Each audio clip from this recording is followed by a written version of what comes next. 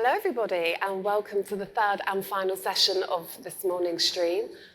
If you don't recognise my face, you might recognise my voice from the CMO Series podcast. So it's lovely to be here and I'm very excited to have a former guest of the podcast with me, Koree Khongphand-Buckman, who is the Chief Marketing and Business Development Officer at Foley and Lardner. So I hope there's lots of future guests for the podcast here today as well, and if you do want to come on, please do come and talk to me. But we're here to talk about something really exciting and I think something you've probably all faced in your careers, and that's managing resistance and turning that resistance into results. So Koree, I think, is someone I can't think of a better person to talk to about this, because she has lots of experience in navigating situations and her career where perhaps a path forward hasn't always been clear, but she's done it with such clarity and a calm leadership style. So I'm very excited to be here with Koree, and I'd like everyone to give Koree a very warm welcome to CMO Series. Oh, thanks. So thank you for joining me. And Koree, as well as a day job, I just want to mention she is also the co-founder of a not-for-profit organisation, which we might touch on later.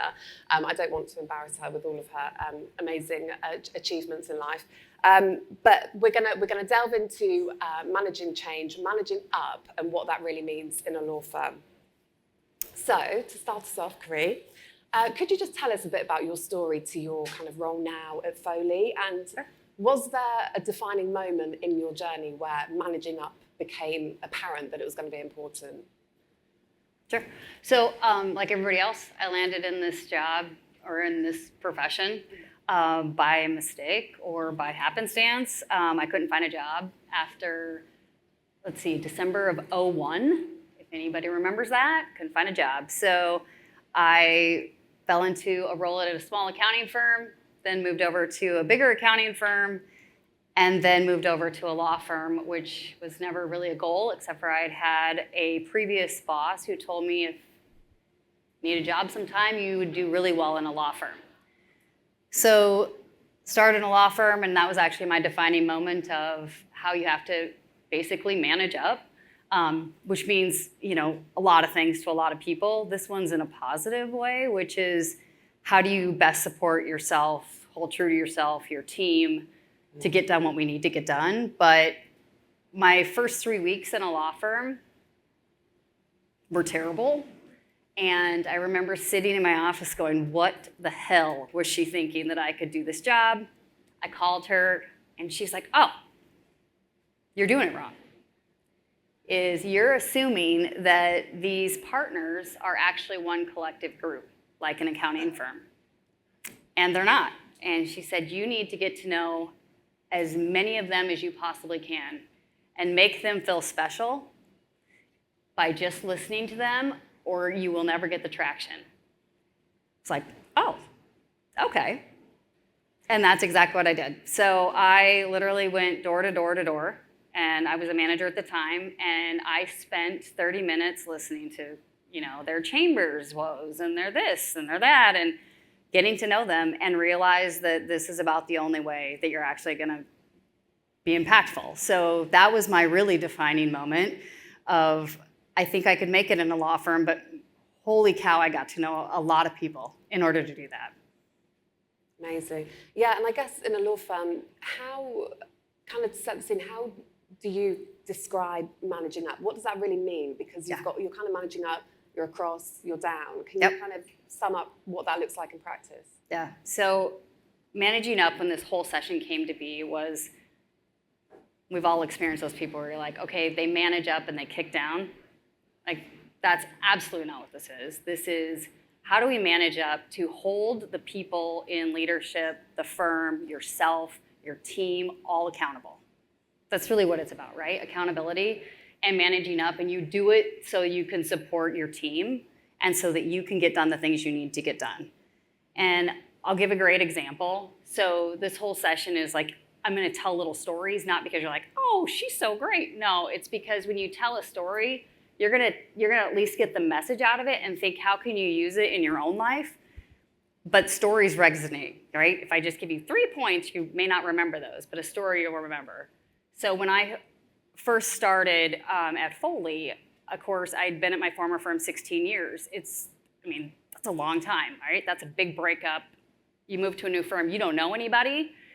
And it was very eye-opening. So I met with 80 partners in 6 weeks. And I wanted to know, what was their expectation of the previous CMO? Why did they feel like they didn't get what they needed? What are they looking for now? All the good, the bad, the ugly. And then with that, I set out and said, all right, I hear you. Here's also your strategic plan that you just rolled out. I sat down and mapped out the next 5 years for my team and myself and said, here's our KPIs. Had management committee sign off on it, the CEO sign off on it. And then I went back out to those 80 partners that I met with. And I said, I heard you, and here's what we are going to do to address those things and further the firm to attach to the strategic plan. Everybody agree? Yep, everybody agrees, great. And then I got on the road. So Foley has now, this week, 27 offices. And in my first year there, I went to 23 offices and did a presentation to every single person that I possibly could. I hosted partner luncheons, I hosted associate luncheons, I hosted administrative luncheons. And the reason I did that is because I wanted them all to hear, this is what you told me you wanted to be done. This is what management has signed off on and what we agreed to do. And here is the plan for the next 5 years. Because all of you have been in the same situation where all of a sudden people get a little wishy-washy when a partner walks down the hall and is like, oh, I can't stand what marketing's doing. Right? And all of a sudden that partner, the person in leadership's like, yeah, I hear you. I don't know what they're doing. BS. You all know what we're doing. You're all on the same page. And I reiterate it over and over and over. This is what you told me, and this is what you wanted to happen. That is really, really important, I found, to be successful in these roles, and constantly reminding them that when you say you want a CRM system, that doesn't happen, like Julie talked about. A website doesn't get built in 3 weeks. You know, a CRM system does not get built even in a year. Because what you told me is you wanted one that actually works, that has real data in it, and you want people to use it. We're 4 years into this right now. We have 11,000 matters in there. The firm's been in existence 180 years. I don't think we even have 5% of our matters in there yet. And reminding them that these things take time. We're gonna get you what you want. I'm gonna take a while to do it though. So these are the things that I think are really important for people to understand is it's reminding them over and over about what you were asked to do. And when we were on the phone, we were talking about how these roles are really hard. Like they're really hard. We have, all of you have a bullseye on your back, even though you don't know it. The person before you was likely very competent. My guess is somebody shifted on them midway through the process, or they just weren't the right cultural fit. Doesn't mean they aren't qualified, doesn't mean they're not skilled. We're all in this together, truly, and that's what I love about the LMA is to talk about the support, right? It's to recognize that one person may have done it differently. It doesn't mean they weren't good. It's somewhere along the line, things got real blurry for them. And either they didn't have the confidence because their confidence was rocked, and they didn't go back to management and say, when you hired me, you said you would do this. You said that I would have this support. You also said you wanted these things done. They lacked their confidence, and they didn't go back to that person and hold them accountable for what they actually hired them to do. So that's why I think this is such an important conversation is it's not about me and how I did it. It's about how we all remember where we come from and how we support each other, but it's holding those people accountable who hire us. Otherwise, we are going to fail repeatedly. Yeah, and I guess kind of taking a step back to when you joined Foley, you brought a lot of your former team with you. Mm-hmm. Can you talk us through what happened at that point and kind of from day one, how were you managing up and kind of setting the bar with how you were going to work? Can you kind of talk us through how that played out? Yeah, so I wasn't super popular.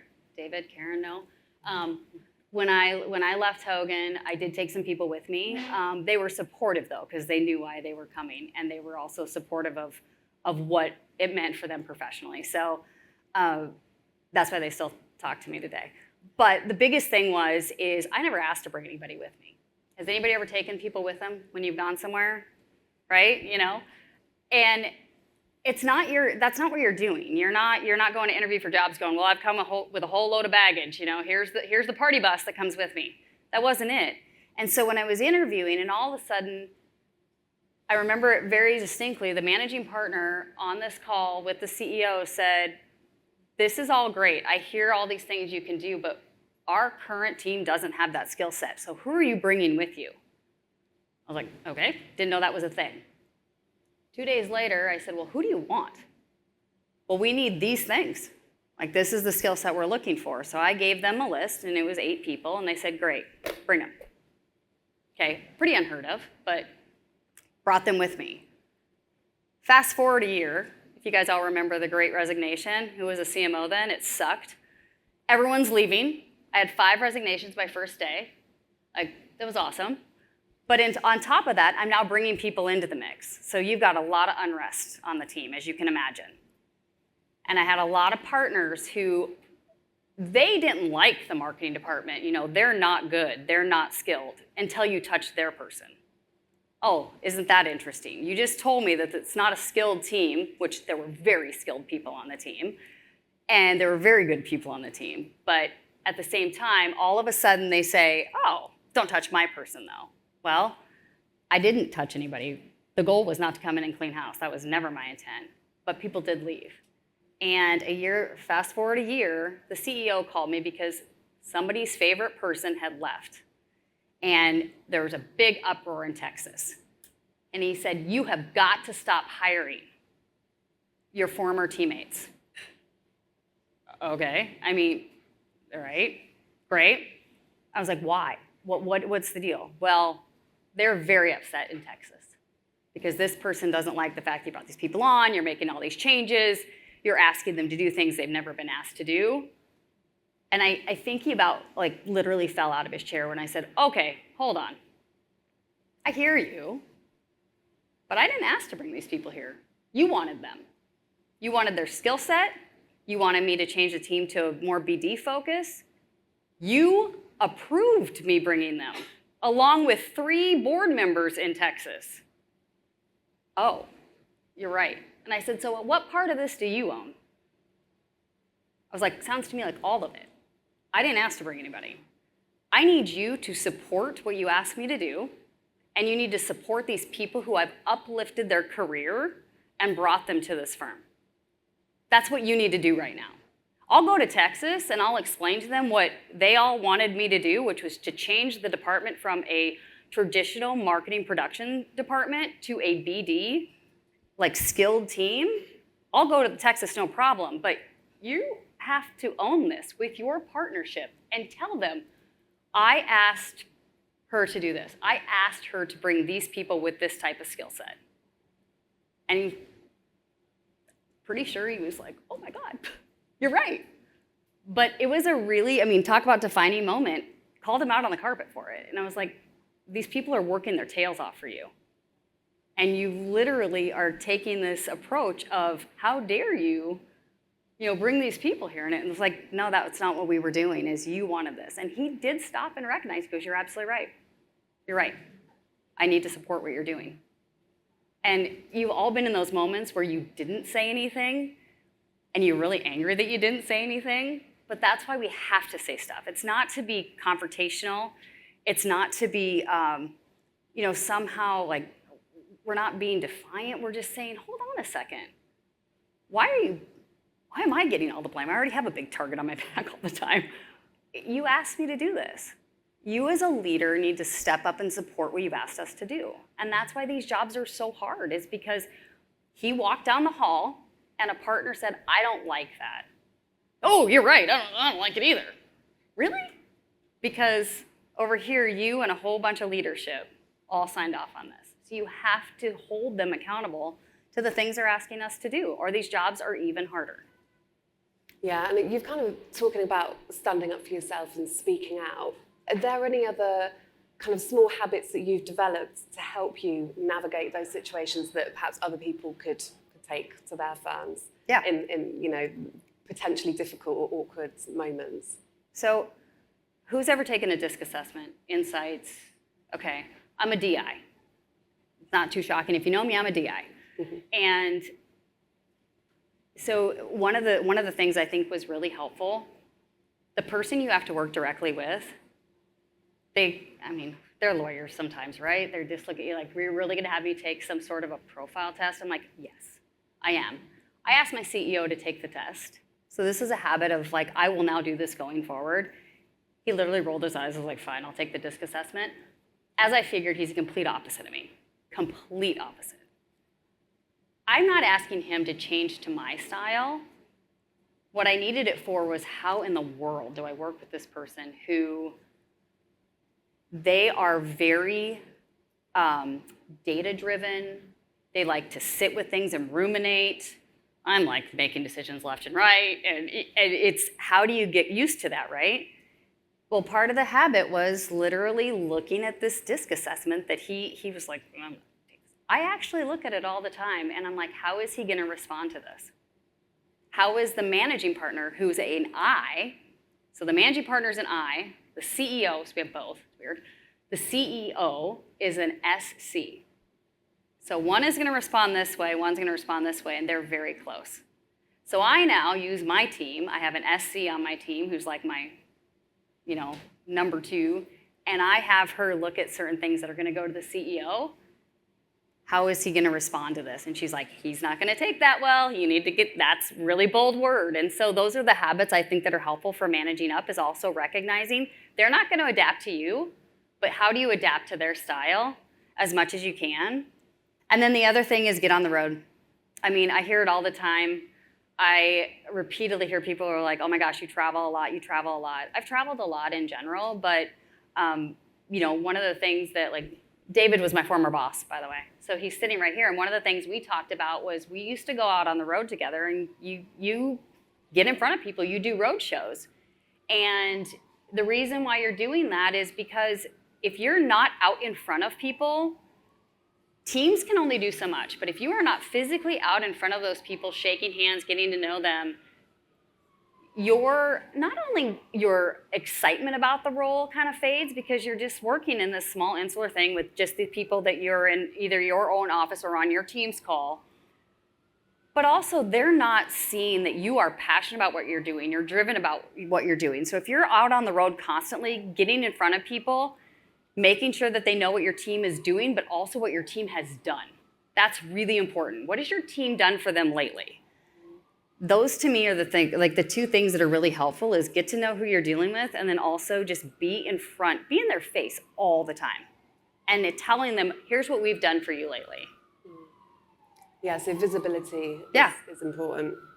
And I guess, I imagine for all of you, managing up can be the cause of a lot of stress and pain professionally, and kind of, I guess, is there anything you'd suggest? What lessons have you learned that can help lessen or prevent some of those friction points when dealing with senior leaders? Is there any kind of key lessons that, we talked about holding people accountable. What can people do? I guess to refer back to, we've talked about KPIs before, but, tactile things people can do that they can hold senior folks accountable for. Yeah, so don't let things fester. My personality is I wait 4 seconds almost, and I just pick up the phone and call somebody. That's what a DI or a D would do. But also teaching people on my team who are completely opposite of me is, it may take you a day or two to process what you're gonna say, but you do need to have that call. Eat the frog. You're gonna call that unhappy partner. You're gonna call whoever's the naysayer. And you owe it to yourself, but you owe it to your team to do that. Because people on our teams, not only are they sometimes put in these terrible positions, like, here's the expense policy, the $45,000, coordinator in Milwaukee gets to be the one who tells the partner, you need to write a check for 10 grand because that's your half. Why in the world would you make that poor person do that? That's a horrible place to be, right? We don't even want to do that, but definitely them. So you owe it to your teams to be like, all right, this partner is ticked off. And they're not going to take it out with the people who made the policy. They're going to take it out on your coordinator who didn't deserve it. all right, so it's like you got to eat the frog. You got to pick up the phone. I hear you. I hear that you hate the policy. I understand that you hate the policy. You're a partner of the firm. And this is a policy that you put into leadership, this is what they came up with. So I'm really sorry, but I'm just delivering the news to you, but you do have to write that check. Fine, I'll write the check. Okay. They don't expect you to call, right? It's easy to kick down, like we're talking about. It's easy to kick down. When you call them and point out, hey, you own the firm, you hate it. Here's the CEO, call him. Okay. 9 times out of 10, they back off. And that's what we have to do, is like, it's not easy, and I don't love those calls all the time, but it's like, all right, it's my job. That's my job, is to make sure that people aren't kicking my team while they're down, but also is that you're holding them accountable. Again, you are a partner of this firm. Your leadership has decided these things. If you don't like that, take it up with them. I think one of the great examples is last summer, I was sitting in a leadership meeting. It's 50 leaders across our firm, and I'm presenting with the CEO, talking about the initiatives that we're doing, the great things that we're trying to move forward, and this very senior partner, and he's a very big deal, he's got 2 of the biggest clients of the firm, says, all right, I hear you, I get it, but let me be honest with you. When your team calls me, I don't return their calls. I don't even know what these programs are that you're doing. I mean, it would help if maybe like the CEO or the managing partner would call me. Maybe I would tune in. I was like, great, this is awesome, in front of the entire leadership of the firm. So you just basically told everybody that you're a big deal and you don't listen to anything that the marketing team is doing. Great. So right there, it's either your programs are dead in the water, right? Because this very important guy says he doesn't care. Or you can say something. And the CEO gets ready to move on, and I was like, whoa, hold on. I'm gonna address that. And I was like, you know what? I'm gonna use his name because he actually would stand right here and say it. But I said, Philip, I hear you, but you realize I work here, right? Like, I'm an employee. I'm not a partner here. I can never be a partner here. Everything that I'm doing or I'm asked to do is because the CEO or somebody in leadership, all of you in this room, wanted these things to happen. So when I'm calling you, a coordinator is calling you, an assistant is calling you, we're doing that because we're only trying to make your firm better. We all just work here. If you think we come up with this stuff just to make your day hard or to drive you crazy, you're kidding yourself. If I call you or somebody on my team calls you, you need to assume that that's coming from leadership. He was like, oh. He's like, okay, you're right. The next day he comes and publicly apologizes to me in the hallway in front of my entire team, and he said, you know what, I was an asshole. I said, yes, you were. And he's like, and you called me on it. He's like, I went home and told my wife about it. And she said, I owe you a public apology. I was like, okay, that's it. And that's not because like, yay, Koree, that's literally because we've all been in those moments that if we don't say something, which is absolutely true, we all just work here. Whether your firm implodes or not, we'll go to another law firm. I can turn right or left any day of the week and go to another law firm, right? You guys are partners here. Don't you want this place to succeed? I'm only trying to help you. And it's reminding them over and over of, we are here to help. And I think that's really powerful for the managing up lessons is, you're asking us to do this, right? You want a new brand. You want cross-selling. You want all these things. Okay, well then don't beat us up as we're trying to deliver, right? It's constantly this friction of, we're trying to deliver, you need to come with us as we're trying to deliver. Yeah, and I'm sure everyone in this room has had moments where they've disagreed with someone in power. So, as you've just described so eloquently. But I guess we talked about this on the phone as well. What happens when the goalposts have changed? So you're midway through a project, for example, and suddenly that buy-in that you had no longer is kind of getting a bit blurry, and you don't feel like you've got the support from leadership. How do you navigate those moments, both with the leadership, but with your team as well, and kind of keep morale up and keep things moving? Sure. So you mentioned this morning on signature blocks.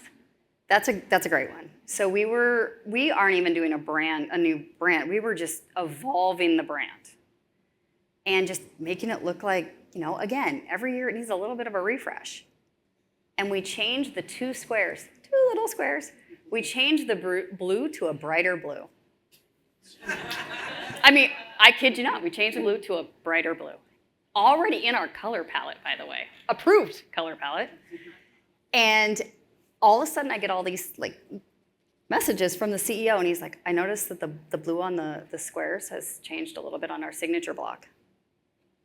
Oh yeah? Okay. This isn't really what we agreed to. And I was like, okay, well, what did we agree to when I said we were evolving the brand? We showed you things, we showed you what that looked like, basically said, here's just how you make it look a little bit better. Our head of comms, as she describes it, it's like good plastic surgery. You're not sure what they did, but man, it looks better, right? I said, that's what we agreed to. No, I want it to, no. That's the one thing you can't change. All right. And the whole team was like, that's so weird. Because if we can't change that, then can we use that blue? Because everything looks better in the blue. And I was like, I don't know, we've been using it for 6 months on LinkedIn. And I was like, but now they noticed because you changed their signature block. So the goalpost was literally of, yes, you can do these things as long as I can't see it, I think is what it was. So explaining to him, and I went back and I said, I hear that you're really frustrated about this. He's like, no, I want an email about it. I want an email about why you changed the blue squares on the signature block, because the partners are all going to want to know. I was like, okay, we're going to send an email explaining why we changed the bright colors on the block. Okay, fine. Then he said, no, that's not a good idea. I was like, that's not a good idea. Why don't you let us just change it? And when partners call you, how about you tell them to call me? And I can explain to them what we're trying to do with the brand and explain, if they just look at these two things, it's very subtle, but it just looks better. Have them call me. He's like, you're going to take those calls? Yeah. Those seem pretty easy. Okay. And did they come? Nobody ever called. Isn't that weird? Nobody ever called. You want to know why? I don't even think they noticed. I think it's sometimes your leadership changes the goalpost because they panic that they're going to end up taking the call. And so the one thing you can turn around is say, send the call to me. And they're actually surprised by that. Why do you want to take the call? Because I actually can explain it better than you can. Because what you're going to do is go, I don't know why I changed color. Well, that's not helpful. So send them to me so I can explain, look at this. If you can visibly see our two blue squares, everyone would go, of course we'd make it brighter.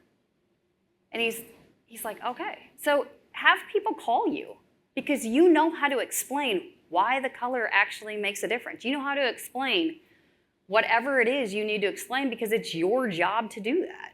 And just telling them those simple things, call me. Yeah, makes sense. I guess a lot of this, it strikes me that you've built this confidence and this resilience to be able to stand up and speak out and kind of push back. And that feels like a big part of this job is doing that and kind of being able to justify why you've done things. Are there any lessons you'd say you've learned from outside of your day-to-day job? So outside of legal marketing, you're a mother, you've started a not-for-profit. Are there other things that you think have influenced your style and how you can kind of be that confident with senior leaders? So, as my mother would say, I was just born with a lot of confidence.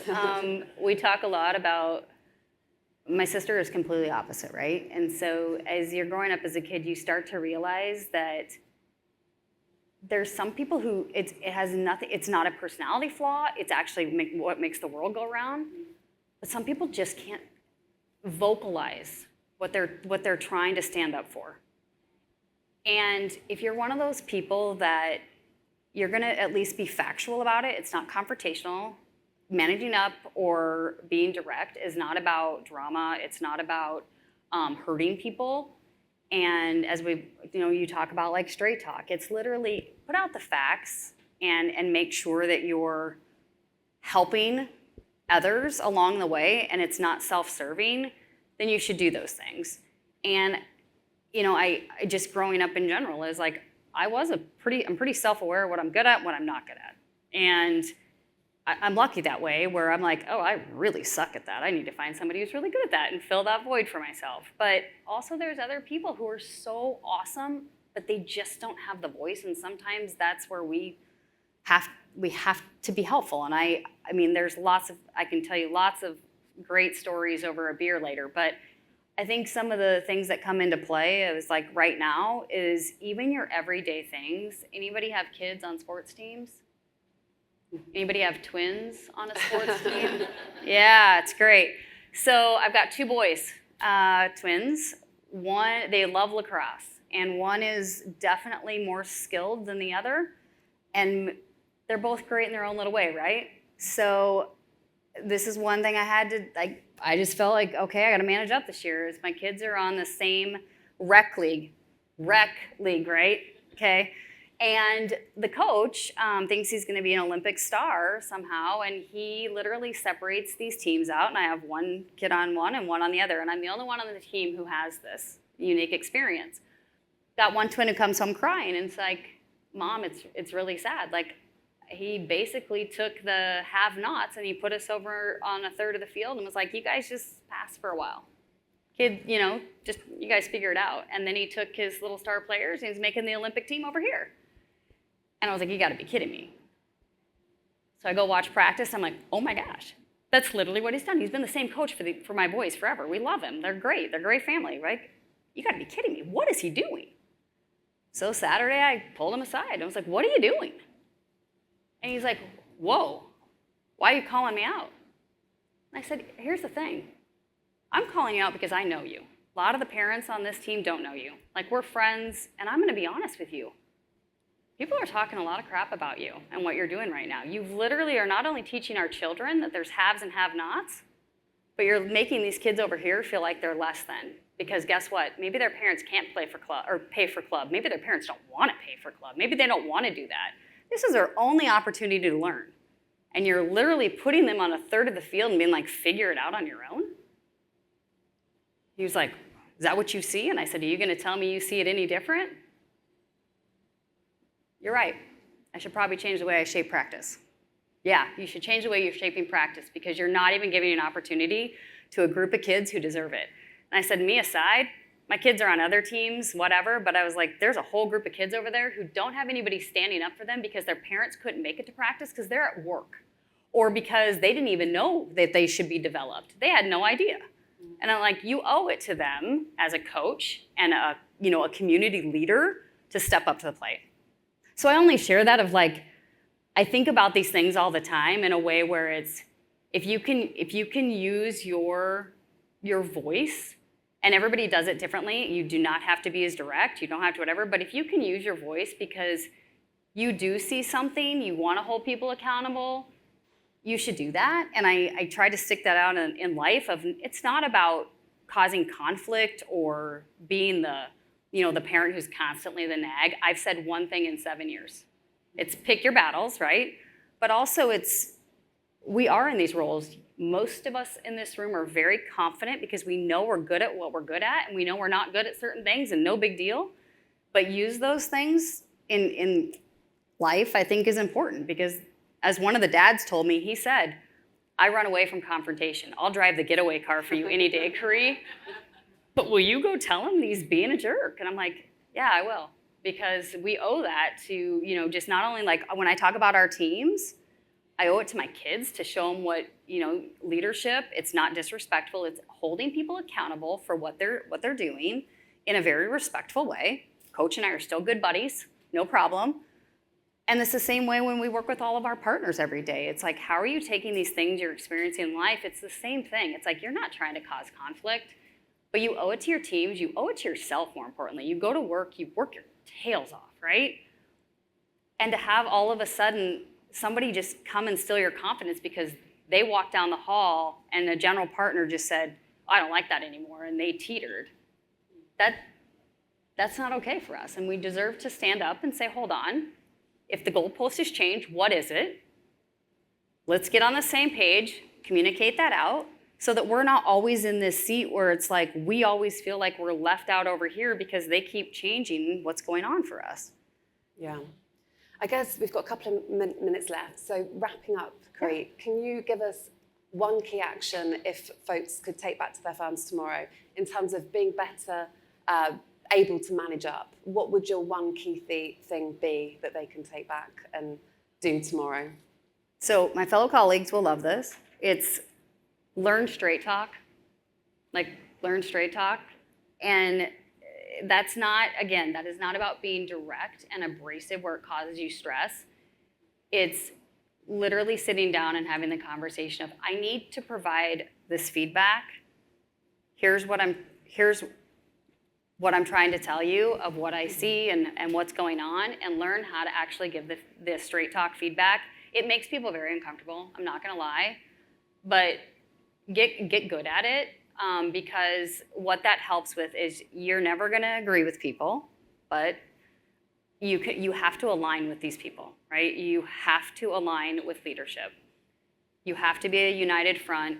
Don't always have to get along, but you have to be on the same page. And in order to do that, you have to have very straightforward conversations, or your job is that much harder.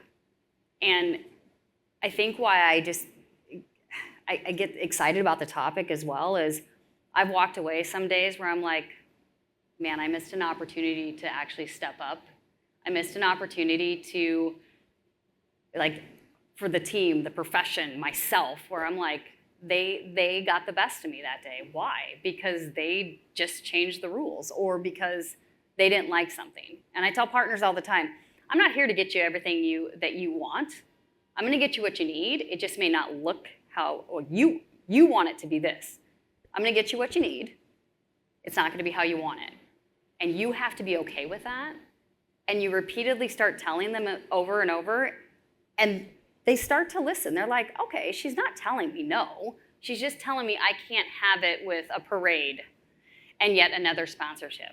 She's telling me she's gonna help me raise my profile and find business. She's just not gonna pay $40,000.